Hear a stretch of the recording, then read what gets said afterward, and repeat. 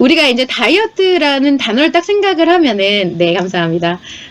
좀 감소의 의미, 그리고 불필요한 것을 제거한다는 뜻으로 많이 사용을 하고 있죠. 그래서 가령 뭐 환경단체에서 플라스틱 다이어트를 해야 된다라고 하거나, 아니면 금융권에서 수수료 다이어트를 해야 된다라거나, 아니면은 저축을 위한 개념으로서 가계부 다이어트를 한다, 이런 의미로 쓰이는 경우가 많아요. 기타 근데 그만큼 다이어트는 뭔가 감량에 대한 의미와 직결이 되어 있다라는 거예요. 근데 엄밀히는 불필요한 체중을 감소시키는 것뿐만 아니라 이 너무 부족한 체형을 증가시키는 것도 다이어트가 되어야 합니다. 그래서 결국 무슨 말이냐, 앞으로 우리가 써야 되는 다이어트의 의미는 감량이 아니라 몸과 마음의 건강을 의미하는 것으로 쓰여져야 된다라는 거예요. 비단 이런 몸에 대한 것뿐만 아니라 마음의 건강까지 포괄적으로 의미하는 것이 다이어트가 돼야 된다라는 얘기죠. 현대 사회에 들어서는 이 음식이 너무 고칼로리여서, 그리고 음식이 너무 풍족해서 이렇게 우리가 비만해지는 것이 절대 아니에요. 우리는 보통 그렇게 다들 생각을 하고 전문가들도 그런 의견을 많이 내고 있죠.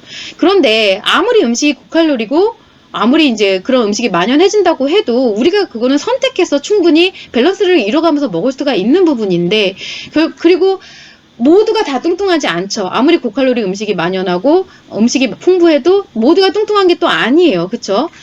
왜냐면 사회적으로 심리 문제를 야기하는 부분들이 너무 만연해지는 것이 원인이 되기 때문이에요.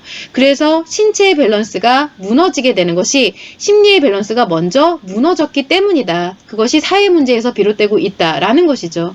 만약에 내 심리가 건강하고 온전하다고 하면은요, 몸은 알아서 이 자체적으로 유지가 돼요. 항상성을 항상 유지해요. 왜냐면 여러분들은 이걸 너무 어렵게 생각하거나 추상적으로 생각을 하시는데, 우리가 심리라는 것 자체가 외부의 정보를 인식하는, 마음으로까지 인식하는 인식, 그리고 그 들어온 것을 내 몸 안에 저장하는 기억, 그리고 다시 생각으로 처리된 결과를 외부로 표현하는 표현, 이 세 가지가 심리잖아요. 그렇기 때문에 몸과 연동을 해서 외부의 것을 섭취하는 거, 그리고 내 몸 안에 저장하는 거, 그리고 다시 외부로 배출하면서 소모시키는 이 모든 부분이 모두 심리의 역할이라는 거죠. 그러니까 이 심리의 밸런스가 맞춰진다라는 뜻이 바로 그 자체만으로도 우리가 정상적인 체형으로 회복이 된다라는 뜻이라는 거예요. 즉 우리는 몸을 조정하기에 앞서서, 그러니까 다이어트를 통해서 몸을 조정하기에 앞서서 항상 심리가 건강한 항상성을 유지하고 있는지를 체크를 먼저 해봐야 된다라는 거예요. 그래서 내가 이상하게 자꾸 살이 쪄. 예전 같지 않게 자꾸 살이 찐다. 혹은 예전 같지 않게 자꾸 뭐가 너무 땡긴다. 혹은 예전 같지 않게 너무 무기력해서 움직임이 많이, 활동량이 줄어들었다. 라고 했을 때는 심리 문제를 항상 먼저 체크해 봐야 된다라는 거죠.